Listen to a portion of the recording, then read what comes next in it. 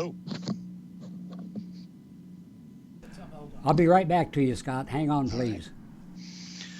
Mr. Cristiano, you look very familiar. You're about to hear a revolution in talk radio, Liberty Talk Radio, where the critical thinking will defrag your mind of propaganda-ridden viruses induced by mass media news programming. No BS here, just the facts. And now we present to you America's quintessential iconoclastic anomaly. Wow. In talk radio, your host, Joe Cristiano. Welcome, everyone, to Liberty Talk Radio, America's libertarian voice, broadcasting from our studio in Tulsa, Oklahoma. I'm Joe Cristiano, and this is your antidote to popular talk radio. Today, we're pleased to have Scott McPerson as our guest. He writes for the Future of Freedom Foundation. Has been doing so since July of 2002. I guess it's going on 14 years at this point. And I'm not only I'm an avid reader of the Future of Freedom Foundation, but also a financial supporter in the interest of full disclosure here.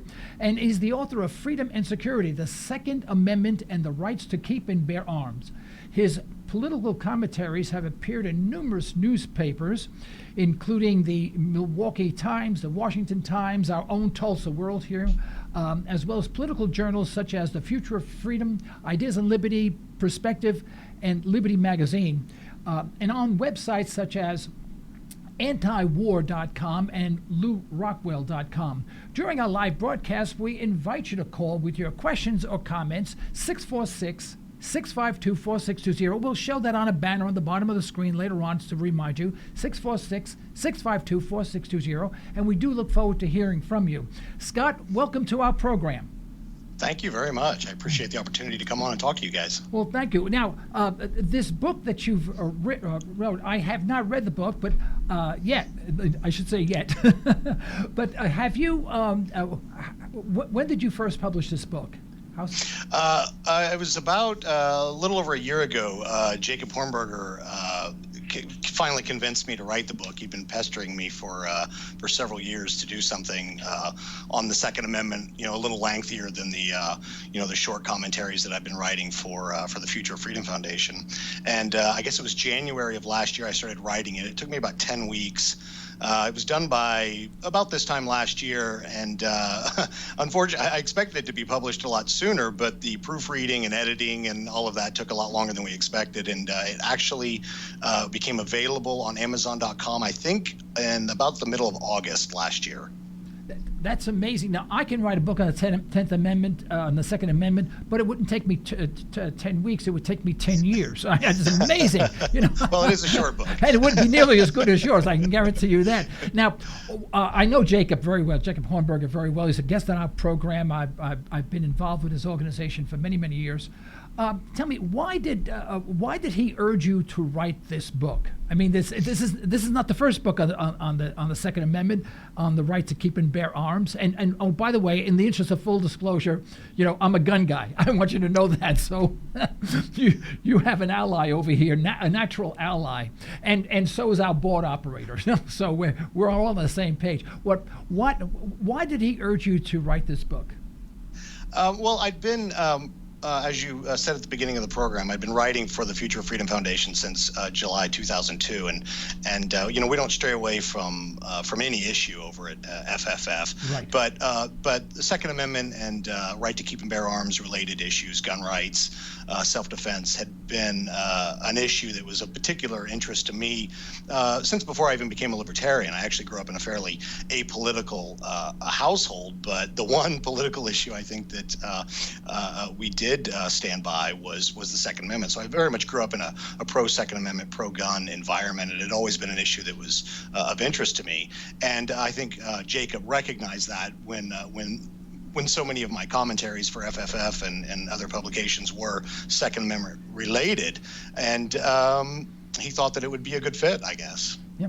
Well, this is not a new subject. It's a timely subject, and it's a controversial subject. And to my way of thinking, it should not be a controversial subject at all. It's plain and simple, but it's even logical that if you take guns away, the only guns that you confiscate are those of law-abiding citizens. Because if you have a drug lord, who's breaking every law in the book, the first thing he's going to do, the last thing he's going to do in the world is give up his guns, because even just to protect his own territory. So the only person with guns are those people who are basically the criminals, and then you leave everyone else exposed. And to me, it's such a simple process, and yet we debate this issue constantly, and I do not understand that. Obviously, I could go on for a long time about this, and you'll just have to feel free to interrupt me whenever I've gone too long. Please do. The hour is yours. I absolutely agree with you.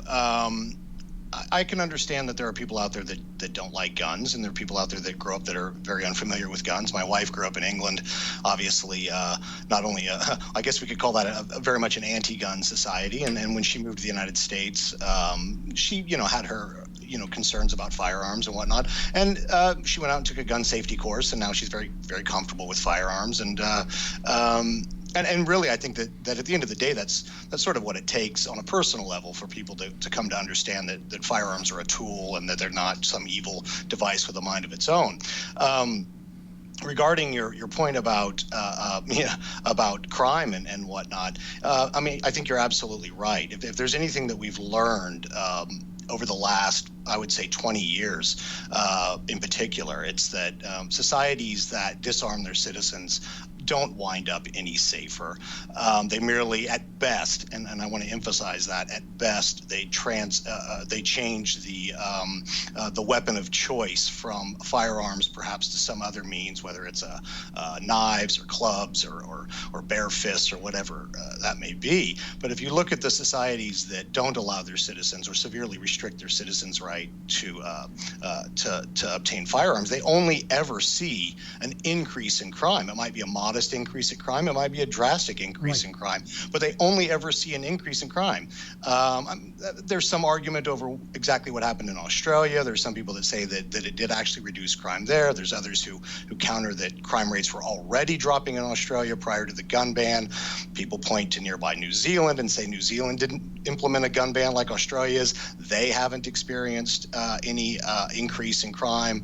There's so many factors that have to be considered, and this is I think a far more complicated and complex discussion than I think even people on our side oftentimes can acknowledge. But it is very much a complex and complicated issue, and the idea that guns cause crime or that more guns equals more crime is, I think, extremely simplistic. And I think, to an extent, to be completely fair to the other side, I think more guns equals less crime is an equally simplistic position.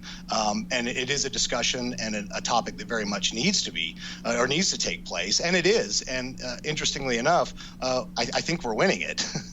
Yeah, and hopefully so. I love to jab, those people who are anti-gun that make absolutely no sense. And I agree with you 100%. I said, these guys, there's too many gun nuts out there. I never keep more than 72 firearms in my house at the same time, and it drives them nuts. Now, tell me, what I'm only kidding, Actually, it's probably 71 because I sold one. But what approach does your book take, and how does it differ from so many of the other publications out there regarding the Second Amendment? I didn't want to reinvent the wheel. There's no shortage of books on the Second Amendment and the right to keep and bear arms. There's a lot of them out there. I did want to try to offer some unique perspectives. I guess in format, the book's very much sort of a primer. It's short. It's about 100 pages long.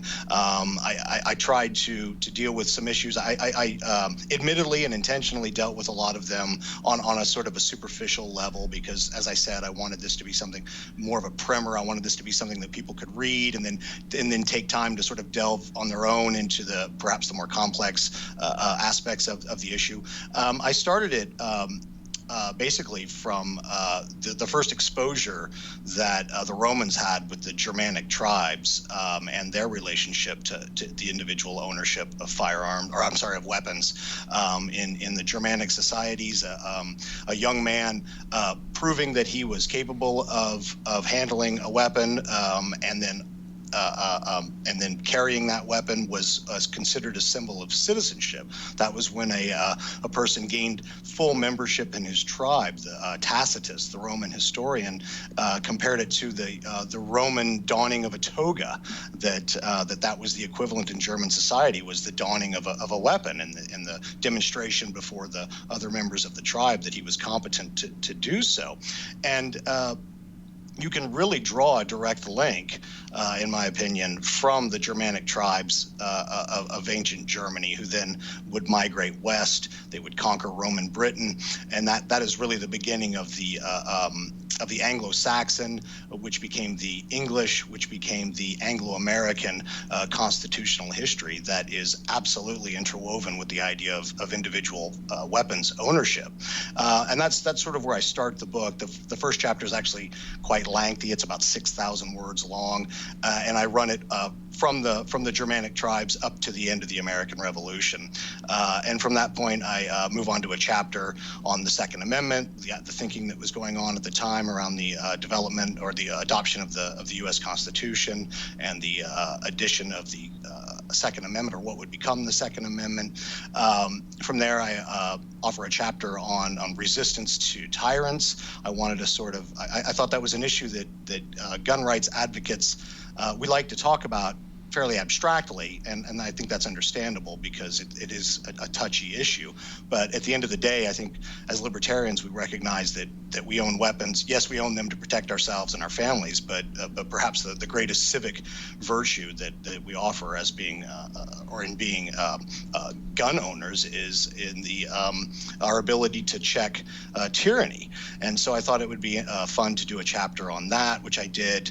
I did a chapter on blacks and guns. The chapter is called Guns and Civil Rights, where I discuss the enthusiasm that Northerners had after the Civil War for ensuring that the former slaves, the now freed slaves, would have their rights protected, and specifically their right to keep and bear arms.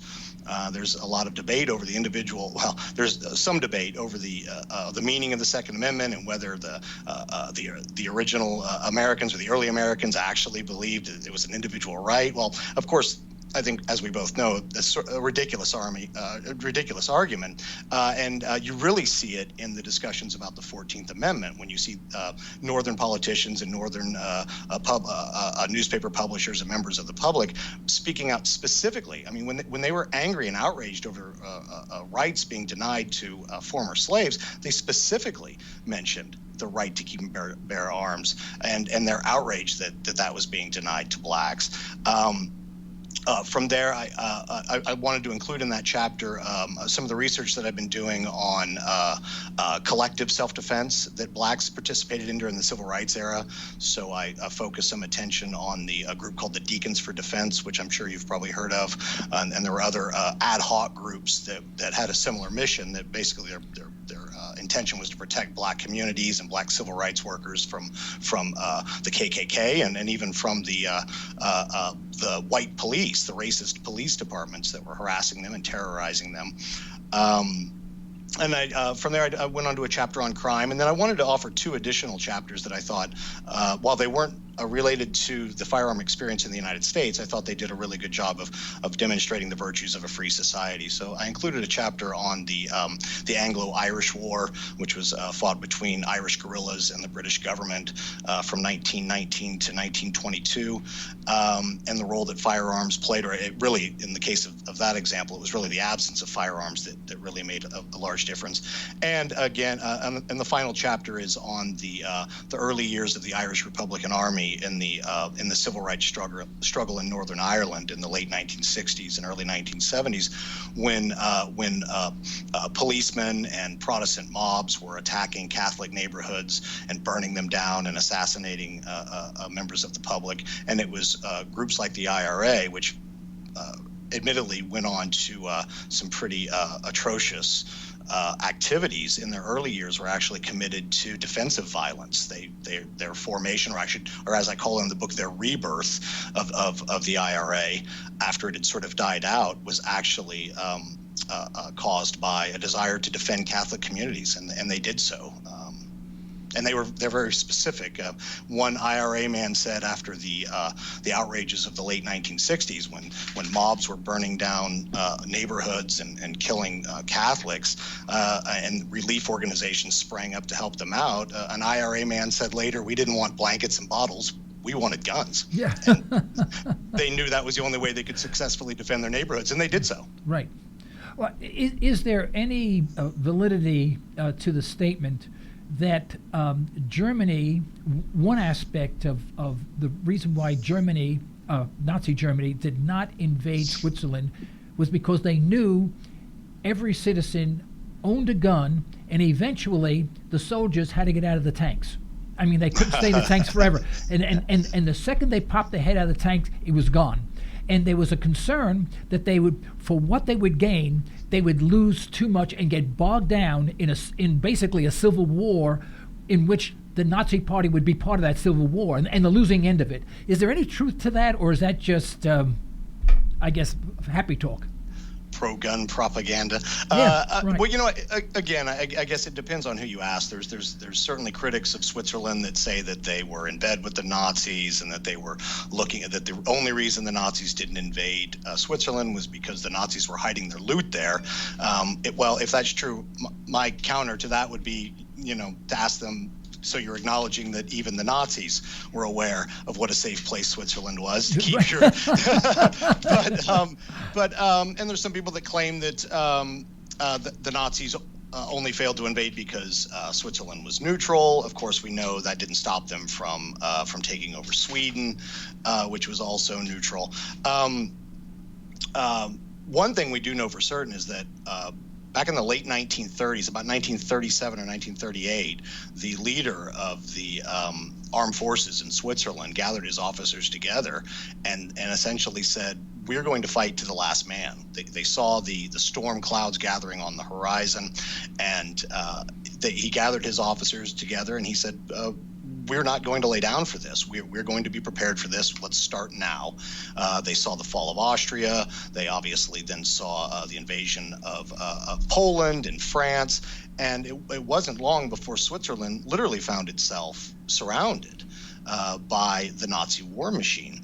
And they never wavered in their commitment to defending Switzerland. Right. They created a strategy that essentially, as the situation developed, they adopted new plans that they thought better accommodated those circumstances, or better deal with those circumstances.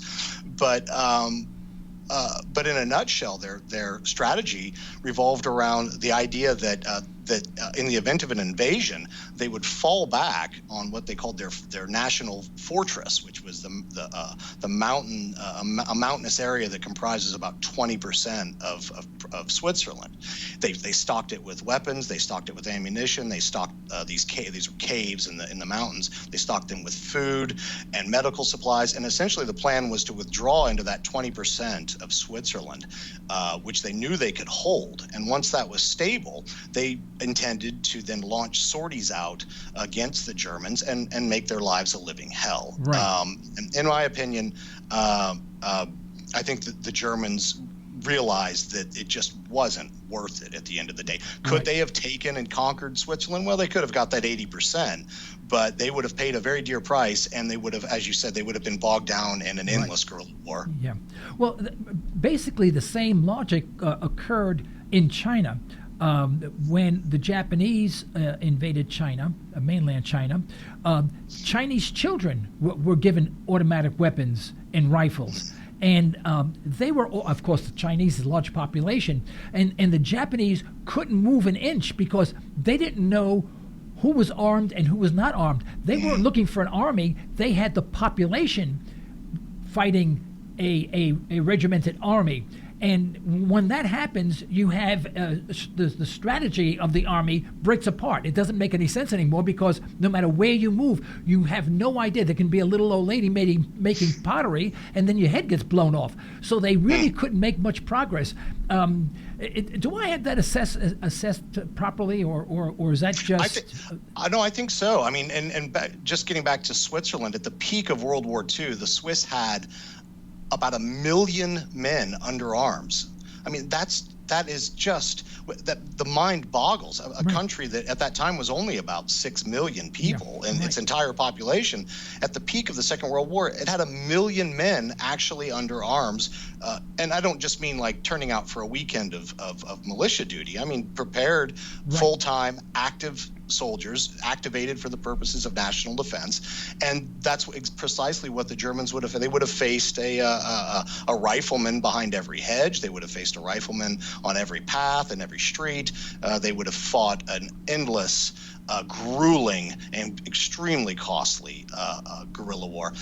In fact, we can actually go back to World War I for really, I think, the best way of summing this up. When there's the story of the German general who, when he's reviewing Swiss troops, allegedly said to his Swiss counterpart, "What would you do in the event that Germany was to invade Switzerland?" And the story is that the Swiss general turned to his German counterpart and said, "We'd all take one shot and go home." The idea being you're going to be facing 1 million men with guns in their hands. And that's an idea that runs through the entire history of the constitutional, of the development of the Second Amendment and the discussions of the Second Amendment, and the right to keep and bear arms during the Revolutionary period in the United States. Yeah, well, my wife is all of 111 pounds. She's about 5'1", 5'2", eyes are blue. A nice little Irish girl. And but she's a sharpshooter.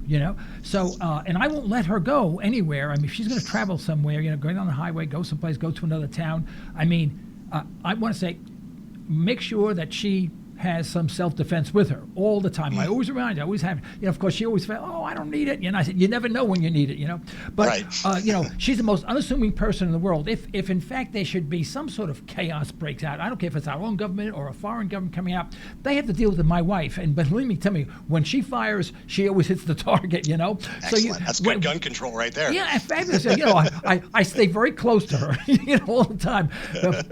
In fact, it's so funny. I'm the gun guy. I reload, several caliber. It's a hobby with me, And when we go to the range, I mean, and she very rarely fires a gun, very rarely, and yet she has this concentration that is unbelievable.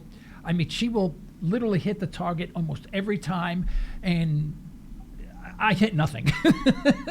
And I'm the gun guy, and I hit. I'm when it comes to accuracy, she beats me by a mile. So, beware. Be nice to my wife. But let me ask you. I always thought that if in fact guns were provided to people in areas of high crime, and I know that there are certain areas that are typically higher crime areas because of the war on drugs is the way to make money in these areas, and they're usually the lower income areas, where there's more poverty, fewer job opportunities, and there's more crime, unfortunately, in those areas. And then the people in that area are stuck with the stigma of being bad people, so to speak. And I often wondered if the people in those areas, where there was a lot of crime, were not given but encouraged, to take a gun course, learned how to have a gun, shoot a gun, learned about self-defense and whatever. I wonder if that would transform these ghetto neighborhoods. Hey, I'm from Harlem, by the way, so I'm I'm from East Harlem, and so I know ghetto neighborhoods, and I walk the streets of the Bronx, of Harlem, West Harlem. I know the neighborhood. I got along with everybody, but I often wondered if these people were given the opportunity to protect themselves rather than rely on the police, which they have problems with, unfortunately. All this, that's what you hear. Whether or not these neighborhoods would be a safer place. What's your take on that? That's actually a really good question. And I guess the simple answer is that we really don't know. But what we do know is that disarming them obviously isn't working out very well. I remember when England passed its handgun ban in 1997, its crime rate shot through the roof. Homicides shot up by about 50%, rapes, burglaries, assaults everything. The crime hit a historic high. It was admittedly still quite low. England traditionally has been a very low crime country, but its crime rate, particularly its homicide rate, only spiked after handguns were completely banned in 1997. Well, about a year or so later, my father-in-law, a good English socialist, came over to visit my wife and I had some bumper sticker or another on the car at the time. I don't even remember what it was, but it was a pro-gun sentiment that was being expressed, and he talked about, we in Britain have dealt with that problem. And I said, yeah, I've heard about that. Your crime rate's gone through the roof. And he looked shocked, and I'll never forget it. He looked right at me and said, well, that has nothing to do with our gun laws. And I said, wow, I want that on the record, that gun laws have nothing to do with crime. And that sort of, he was sort of taken aback. I think the logic of it settled in, that for years we've been hearing that what we need is more gun laws, more effective gun laws, and that'll take care of our crime problem. Well, when they finally get these gun bans passed and their crime goes up, suddenly we hear laws have nothing to do with crime, or gun laws have no effect on crime. And that's really the effect. I think that's really the genius of John Lott's research. I'm sure you're familiar with John Lott's work on concealed carry and the relationship between people carrying concealed handguns and reductions in crime. What's interesting is there's been a lot of controversy, as there should be. The only people that seem to think that arguments and debates are over are people on the left. But obviously, as we know, debates are never really over. There's always new information, and we always welcome people challenging the data, and people did do so when Locke came out with his research, and they challenged that data. And what's funny is all the people that looked at it, there were people that said he was a fraud, there were people that said he exaggerated, there were all kinds of charges leveled at him, and there was no shortage of people that actually sat down and took a good hard look at his data. And what's really, really interesting about the criticisms that are leveled by those people that actually took a good scientific view of his research rather than an emotional one, was their argument boils down to he's wrong because concealed carry has no effect on crime. So when that happens, I think we've kind of won that argument. When you say to me that allowing people to own and carry to now be able to easily carry their firearms for personal protection, and there is no effect on crime, then you're admitting that people owning guns isn't going to increase crime, as is always claimed before these laws are passed. And in a sense, that sort of essentially wins the argument for us. Right. That said, do I personally think there is more to the story than that? I do. Yes. If you are a young man or a young woman living in some of these high crime areas in the United States, in cities like Chicago and in Baltimore, in Washington D.C., I mean, these aren't high crime areas. These are war zones, and people have been legally disarmed in these war zones, and yet we look at politicians like Barack Obama and Chuck Schumer and Nancy Pelosi, who continuously tell us that the solution to crime problems in other parts of the United States is to emulate the failed policies that we see in these war zone cities. We can't guarantee that any individual person who decides to arm himself for self-defense is going to be successful in doing so. But what we do know is that in those parts of the country where people are able to arm themselves for self-defense, they're far less likely to be a victim of a crime, and they are far more able, and as the news reports continuously reveal, they are actually successful in thwarting crimes, whether it's mass shootings or muggers in the street or rapists or whatever it might be. People who are armed outside of these war zones are successfully defending themselves. Right. So I think it's logical to conclude that if we were to repeal these laws in these war zone type areas, it couldn't get any worse. Right. Scott, we'd like to break just for 60 seconds for station identification and give our advertisers just an opportunity to say hello to everyone. Would you hold on with us, please, and Absolutely. Stay with us? Okay, Absolutely. We'll be right back. Folks, don't go away. We'll be back in about 60 seconds. Thank you. Liberty Talk Radio. Political talk derived from a historical perspective. Not always palatable, but good food for thought. Pure libertarian talk with host Joe Cristiano. LibertyTalkRadio.com. Express Test is your go-to company for on-site occupational health testing services. That's right, we said on-site. That means we will meet you at your facility for a free health and occupational safety consultation. Express Test specializes in hearing conservation, respiratory protection, and employee safety. We can help you establish viable programs tailored to your business and employee needs. For your free consultation, call 918-743-2929 or visit us at expresstest.com. That's 918-743-2929 or expresstest.com. Ranch Acres Audiology is about caring, about getting the most out of life, about personal attention. Sometimes helping someone with their hearing is really helping them with more than just hearing. That's the goal of my practice. That's what my goal has been for 20 years. You're invited to attend our next free Lunch and Learn seminar. Call us today, 918-749-7711. This isn't your typical talk radio show. This is Liberty. Liberty Talk Radio. Folks, welcome back to Liberty Talk Radio. I'm your host, Joe Cristiano. With us, we have Scott McPherson. He writes for the Future of Freedom Foundation, and he also has a book out called Freedom and Security, the Second Amendment and the Right to Keep and Bear Arms. And we're talking about the Second Amendment. So we do wish that you would listen in, of course, and call in if you have any questions or comments. 646-652-4620. Scott, are you still with us? I am here. Okay. Can I give you just one experience that I had and see how this fits into the conversation? Now, my wife and I used to be long distance bikers. I mean, literally we would decide, let's go for burrito and bike 107 miles, But my wife was one of Tulsa's fastest female bikers, and when I say that, she gets angry with me, but to me, she was the fastest, but she was a phenomenal biker. I was a triathlete, and I could not keep up with her. I tell you, she was that good. But we'd go biking, and sometimes we just went out for 5 or 10 miles and went for lunch or whatever. One time I was by myself. I was on the west side of Tulsa in an industrial area, and I was going towards Highway 51. And I was with other bikers, but they were miles ahead of me. I got a late start that day. And I always at that time I wore a belly band, with a 38. And concealed, obviously, and I had a bike uniform on. A bike outfit on. You never know I had one. And I was biking along, and I was on a recumbent bike, so I'm sitting upright. And no one is around at all. It's an industrial area.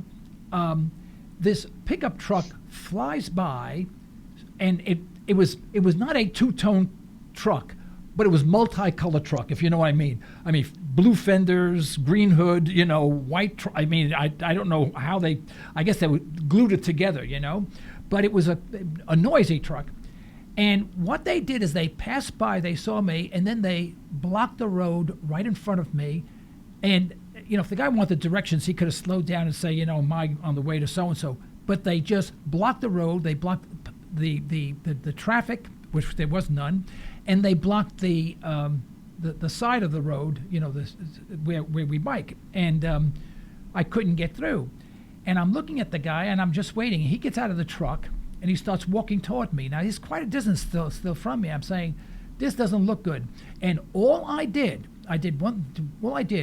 was unzippered my bike top, right? Put my hand inside, my shirt, my bike shirt, right? And then I smiled. I never forget, I smiled. And I kid you not, he turned around and jumped through the window of the truck, and the truck took him by. And I said, if I tell the story, no one in the world would ever believe it. I mean, nothing was done other than I put my hand in my shirt. I never unholstered withdrew the gun, never unholstered it or anything. And he went in, and that truck took off with black smoke that you wouldn't believe. And I never saw the guy again. Now, I wish you could believe that story. That this is not a radio story. I would make a better one up than that. And I was sorry. In fact, I was laughing at the time because I said, my God, if I didn't have a gun, I didn't know what would happen. This guy they were just scuzzy looking as all heck, and I didn't know what was going to go on. Anyway, but let me ask you this. The big Paris shooting about a year ago, where all these people got shot in Paris because of the what do they call them? The Muslim the ISIS. ISIS and whatever. I'm sorry, I've lost the word for a second. But to me, Paris, I know, has incredibly strict gun control laws. To own a gun is very, very difficult. To have a concealed weapon in Paris, it's one of the strictest in Europe. And everyone's saying, hey, if you only would have allowed the citizens to carry guns, first of all, that would have been a deterrent against those people who perpetrated that crime, right? And at the same time, if they did attempt to do it, the number of casualties would have been much lower, because the second gunfires went off, everyone would have been protecting themselves. And how do you feel about that? Do you think that's a logical explanation or a solution to the problem? Well, I do. We were talking before the break about concealed carry and the effect on crime, and I mentioned that even some of the staunchest critics of concealed carry are forced to admit that at the absolute worst, more people carrying more guns will have zero effect on crimes. That means at the absolute worst, we're no worse off if we're carrying a weapon. Presidential candidate Ben Carson got himself into a little bit of hot water early in his campaign when he mentioned that if the Jews had been better armed, they might have been able to resist and been able to resist. I'm sorry. And members of the media just went apoplectic. The idea that they just thought it was so absurd. And I think that a lot of people equate the ability to defend yourself as if it's some kind of a guarantee that you will be able to successfully. And of course, no one is saying that. I think there's a far more important moral issue at stake here, and that is having the ability to protect yourself means you can at least try to do so. Now, if Paris or France had liberal gun laws that allowed people to carry firearms, would there have been someone of all the people that were at the stadium where they killed the largest number of people, if there were a couple of people there that had concealed handguns, would those people have been able to stop that or reduce the amount of carnage? There is absolutely no question in my mind that they would have been able to do so. And we know that because we've seen it in places where people are allowed to carry concealed handguns for their own protection. We've seen it in Pennsylvania just a couple of times in the last couple of years. You mentioned your own story. That's over 99% of defensive handgun uses in this country are exactly of the kind that you just described, where there's no shot being fired. Usually the firearm never even needs to be drawn from its holster. Just the knowledge that the firearm is present is enough to send the criminal packing. Now, is that going to deter a madman or a terrorist? Well, probably not. But let's compare what happened in Paris to what happened in Garland, Texas, when terrorists rolled up on the cartoon convention there that was organized by a very radical and outspoken anti-Muslim activist whose views we don't need to get into here. I certainly have very little sympathy for her personal views about Muslims, but I do respect her right to organize the event that she had. And as controversial and as incendiary as it was, those people had every right to be there. And when a terrorist showed up and opened fire, he didn't kill anybody. A couple of cops who were there, they had armed security present, took the guy out right away. Well, what's the difference between Garland, Texas, and Paris? Well, there's somebody there with a gun. Yeah. I had about 45 years ago, I lived in Texas, and I really enjoyed living in Texas. I liked the attitude there. And I lived in a regular middle-class neighborhood, one-story house, nothing to write home about, but it was a nice place, nice cul-de-sac block. And in town, in fact, it was in town. I took the bus to work. And one night there was an intruder. This guy was breaking into houses, and the police came. And at that time, they used to wear those sort of those trooper hats, and it was kind of cool, And they knocked on my door, and he said, have you been, has anyone tried to break into your house? And I said, no, not yet. I said, but I understand that down the block they had. And he said, good. He said, where are your guns? And at the time, I didn't have a gun. I said, I have no gun. He said, you have no gun? He says, get one. He really goes mad. He was angry. He says, what's the matter? He says, get one, But that was the attitude, And as a result, there was so little crime. I lived in the city of Houston, which is, not, and it wasn't a high end, it wasn't a gated neighborhood and all that. In fact, there were some spots around our neighborhood that weren't the best in the world and the whole bit, but there was no crime. I mean, because I was the only guy in the neighborhood without a gun. I didn't realize it, because I came from New York, and in New York that was a no-no, and yet there was no crime at all, and yet. Although I started asking my neighbors, I said, "Of course I have." They showed me their gun collection. There was no violence in my neighborhood. There were no killings. There was no shootings. You never heard a gun go off. And this perception is that if you have a knife in your drawer, you're going to kill someone. I mean, if guns kill, knives kill also. I mean, I should get rid of all. I have to register every single knife in my house. It makes no sense whatsoever. And does this? Well, the worst. I'm sorry, go ahead. No, go ahead, please do. Oh, I was just going to say the worst mass killing in Western Canada took place last year, or I think it was last year or the year before, and it was actually a stabbing. It was a young man that stabbed 5 or 6 people.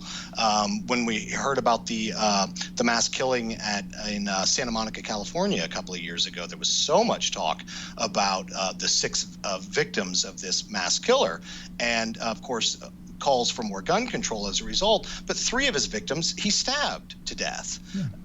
So, I mean, I couldn't agree with you anymore. The idea that we're suddenly going to become safer if there's no guns around is belied by numerous examples. I think Russia might be one of the best examples. Their homicide rate under communism shot up to about 20 per 100,000 people. That's over 5 times the U.S. rate at the moment, and almost exclusively, those homicides were committed with weapons other than firearms. The communists had succeeded in disarming their population.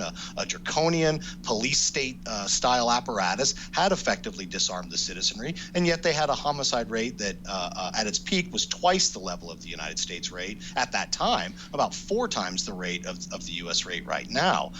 It has dropped since then, but their rate is still over twice the U.S. rate, and still most homicides are committed with a weapon other than a firearm. So the idea that by removing firearms from a society, we're going to make it safer. Now, a case can be made, perhaps, that by removing firearms from a society, we might, and I want to emphasize might, be able to reduce the number of shootings in that society. But the idea that we're reducing the number of homicides, i.e. the idea that we're making people safer, is patently absurd. Right. Well, and as you mentioned earlier about the policeman that knocked on your door, there was a police chief up here I'm in New Hampshire, but the state just north of us, Maine. There was a police chief that caused a ruckus recently when he came out and publicly said, a gun in your hand is better than a cop on the phone. And who would know better than the police that is true? Yeah. And there's also an assumption that if a person owns a gun, they're going to use it to kill someone. And I'll give you another bike example. I was with a friend of mine, and we were biking up north from one town to another, and we had to go through this neighborhood which had a reputation of being kind of tough, but it was a trail, and its trail cut right through this neighborhood. And here we are, 10 o'clock in the morning, and I had taken the day off, and we were just going to take the day biking. And all of a sudden, there was a group of young men. You could say gang. I'm not sure if they were a gang because I didn't know who they were, but they were there, and they were right in the middle of the trail, and we had to sort of try to get around them. And I stopped and I said, "I'm not going to go any further." I didn't trust them. I mean, they would just. What are these guys doing who are about 16, 17, 18 years old?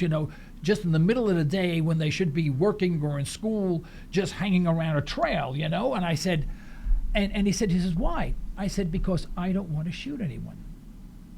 Now, I didn't know. I mean, they may not have done anything, but I didn't want to shoot it. I mean, I didn't want to put myself in a position where I had to draw the gun and I had to protect myself, because forever I would be in court saying, oh, my poor Johnny, he was such a good kid, and this guy came over, he just bite through the area just to kill my son, all that stuff, the Bleeding Heart Society. So I turned around and said, I'm not going, because I don't want to take the risk of killing someone or having to.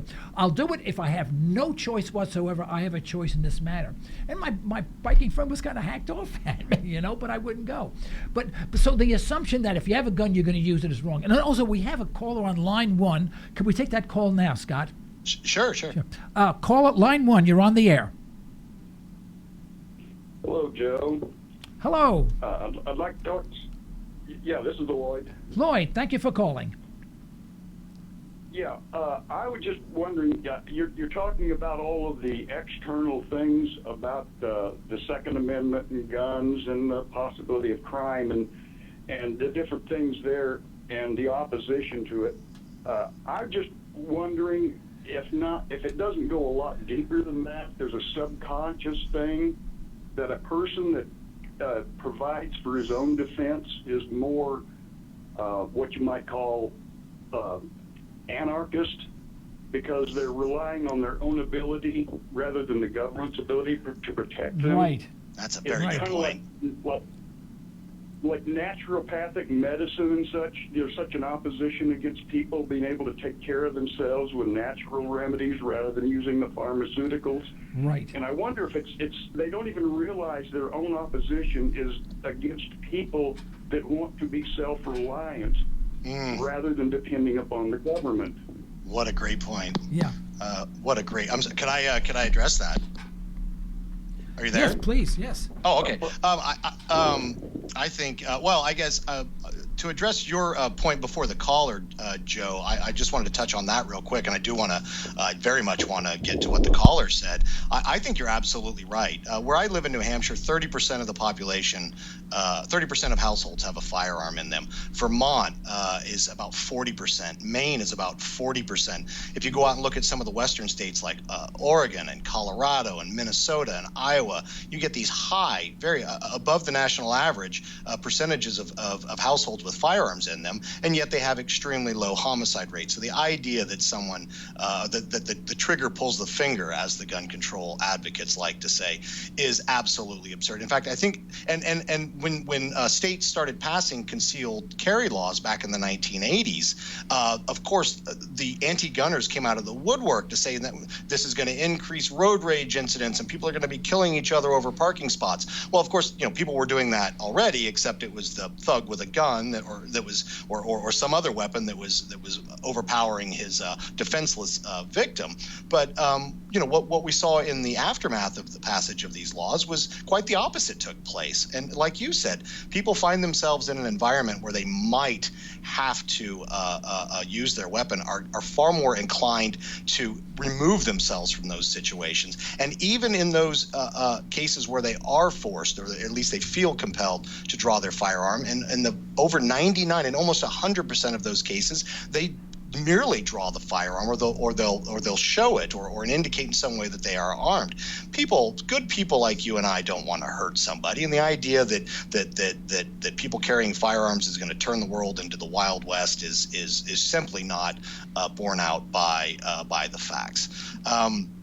To get to the caller's point, I think that's an excellent point that needs to be made. And it's not just with firearms. I think that there is a significant, a very large number of people, percentage of people in the United States that resent the hell out of independence and personal responsibility. And there's a number of hot button issues that really just trigger that hostility. I think another example we could give is homeschooling. People that homeschool their children are, I think, a personal affront, it seems, to those who just can't seem to conceive of the idea of anyone other than government being in charge of education. And it's absolutely true that the same holds for people that not only own firearms but wish to carry them and conduct themselves with an attitude that if absolutely necessary, they will protect themselves. This is a slap in the face to the helpless of the world, the voluntarily helpless. I would emphasize. I'm not talking about those who are actually physically or mentally incapable of protecting themselves, but of the voluntarily helpless. It is the idea, the image of an armed citizen is a slap in their face. It tells them, it reminds them on a daily basis that they are choosing to leave their safety and the safety of their loved ones and those around them to somebody else, that they simply don't think they don't even trust themselves, let alone trust you. And I think that there is very much a sense of helplessness that some people harbor and they wish to project onto others. And I think the caller is 100% correct. We should take advantage of the opportunity to point that out to people, to perhaps shame them if we have to, and certainly remind them and certainly assure them that we are in no way ashamed of taking responsibility for our own safety. Yeah. Lloyd, do you have any comment on that? No, I was just going to throw that out there because I know we're covering all of the external arguments, correct, whether it lowers crime or increases crime and all this, and I'm always looking at the bottom base origin of things, the first principle and such. Right. And it just seems to me that is because there's this opposition over all the things, as he mentioned, homeschooling. Anything that people do that seems to be independent and self-reliant, there's an opposition from the left. That's right. And I think it goes deeper than what you see on the paper, that they're against homeschooling. No, they're against people taking responsibility for themselves rather than relying upon the almighty government. That's right. The only place I would I might have to find I might have to nitpick, Lloyd, is that I don't think it's exclusively on the left. I do think you find it largely on the left, and more on the left than on the right if we're going to follow the traditional left-right divide. But I think there are people on the right, and I've met them that find something just downright distasteful about the idea of protecting yourself. They'd rather call a cop and let them do the dirty work. And if that means that the policeman isn't available and that they fall victim, or that their wife or their children or those around them fall victim, then that's a price they're willing to pay, as long as they don't have to get their own hands dirty. And I to be quite frank with you, sir, I have absolutely no respect for that position. I think as free, independent citizens, we absolutely have a moral responsibility to take care of ourselves. And the police are there if we can't handle it. But because we delegate to police the policing power, doesn't mean we surrender it. It means we've got other things to do. But when presented with a threat, an imminent threat, an immediate threat, you are ultimately responsible for your own protection. And that idea very much bothers a large number of people, and it's our job to educate them. Lloyd, thanks for the call. Yeah, Lloyd, thank you so much for calling in. Excellent point. I'm glad you brought that up. Okay, and Lloyd, the check's in the mail, as you say. Thank you so much for calling. I have, what bothers me is the mentality of the people, and I think they develop that mentality because they go to government schools. I hate schools. I hate government schools. I mean, I don't dislike education. Don't get me wrong, but I don't like the concept necessarily of it. The same thing.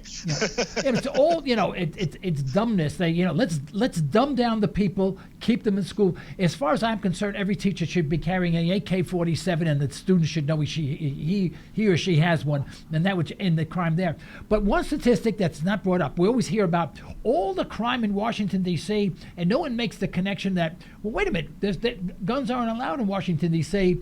Why is the crime so high? They say, oh, that's because they go to other states that allow guns and they bring them in. Otherwise, we would have no crime at all. Well, then you look at Plano, Texas, which has the highest gun to population ratio in the United States and has the lowest rate of gun violence in the world. And so, talking about it, there's a gun store on every corner. Why aren't half the people in Plano, Texas on the street dead, bleeding to death with a bullet in their head? It doesn't happen. But we see that we recognize that, but we don't teach that. And unfortunately, the teachers are brought up in government schools, then they carry that aura of guns, the necessity to control guns to the population, which is the students. They grow up to be that way, and then when you talk about guns, they flinch. They can't accept the fact that guns may in fact be a right. And I don't want the government to tell me what I can and cannot own. I want to own anything I want, provided it's legal, and I didn't take it from someone else. Sure. Well, I absolutely agree, and I'm happy to say that I think we are. I'm not going to declare victory, because eternal vigilance is the price of liberty. Right. But we do seem to be at the moment very much winning this discussion. If you look at the polling data, most people, when asked who they trust on the issue of firearms and public policy as it relates to firearms, Hillary Clinton versus the National Rifle Association, the majority of people say they support the National Rifle Association. That surprises me. I'll be honest with you.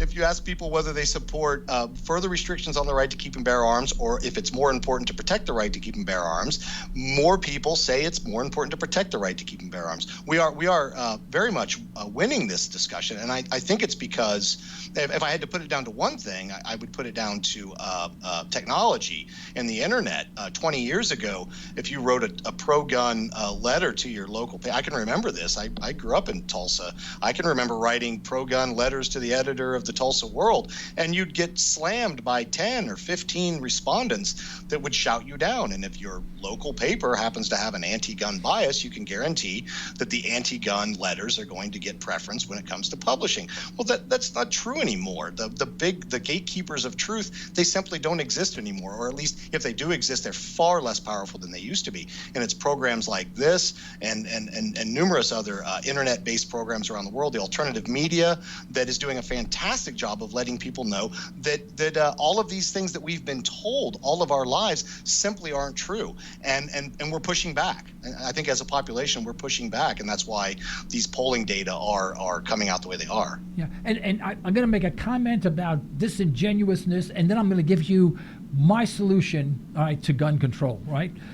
First of all, the organization that's most responsible for developing training killers is the U.S. government, because we train our young men and women to kill. That's their job, to kill. Now, it would be okay if they taught them how to use firearms to protect the United States in the event of an invasion. But we teach someone who has never had a gun in their hand how to kill, put them overseas, and then direct them saying, you are to go into that courtyard and secure that courtyard, meaning kill everyone that's there. And many times there are men, women, children. And as you know, I think Ron Paul had mentioned in a conference that I went to, 35 returning soldiers per day, 35 returning soldiers a day commit suicide because they cannot live with themselves for what they've done. So when the government is talking in one direction saying guns are bad, but when we give you a gun and tell you to kill somebody that has done no harm to you whatsoever, you are to obey orders. That to me is the worst crime in the world, and it comes from our U.S. government. But let me give you now a solution for your next book. Here's the solution to gun control. Okay, here it is. All right? I would say that we go through total gun confiscation in the United States. Let's just go right to it, all right? But here's how we do it. The first thing we do is we take all the guns away from all of the politicians. No politician is allowed to own a gun, all right?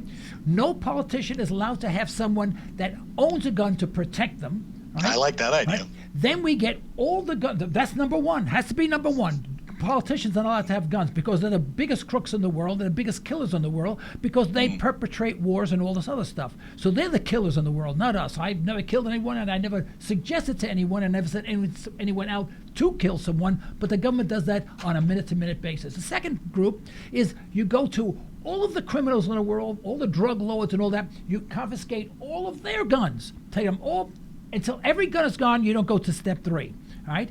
Then and you see, you graduate down, and then the last, there's several groups, and we don't have much time. I won't go through the whole thing, but you see my point. And Absolutely. then you go down to the last group, and that's the average citizen. But until all of these people and are prohibited to having guns, and you can guarantee me that no one has a gun, I might consider giving up my gun, but I doubt it, because it's my right. You see what I mean? But we're thinking upside down. So you may want to mention that in your next book. And please give me credit, because I'm a big-headed guy. I want to see my name in print. Absolutely. Well, actually, we're Scott, we're out of time, and then so I want to give you the last 30 seconds or so to tell our audience about your book and what you're doing, and anything else you'd like to say or how you can be reached. Well, please read my book. It's called Freedom and Security, the Second Amendment and the Right to Keep and Bear Arms. It's an ebook. It's only 99 cents. It's available on Amazon.com. I'd like to finish with what you said earlier, the claim that crimes are higher in no-gun places like Washington, D.C. because people are coming to New Hampshire and other pro-gun places and getting their guns. Well, why don't we not have the crime rates here like they have in Washington, D.C.? And if the argument is that they're going elsewhere and getting their guns there, well, perhaps we should be looking, as you said, right at the federal government, because as we learned from the Fast and Furious program, our own government isn't above giving high-powered weapons to criminals and gangs. And so we should stop blaming average citizens for a problem that really is rooted in very, very bad public policy. Right. Well, Scott, thank you so much for being our guest. I hope you will accept our invitation to return at a later date. I would love to. Thank you. This was a lot of fun. Thank you very much, Scott. Bye-bye now. All right, folks, this is the end of today's broadcast. We'd like to thank our sponsors for the financial support, and we'd like to thank you for listening in. You can further the cause of liberty by recommending this program to your friends, and let us hear from you.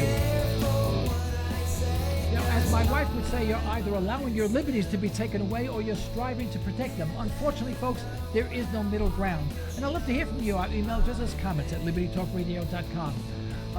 Until next time, this is Joe Cristiano. Stay well. Stay tuned.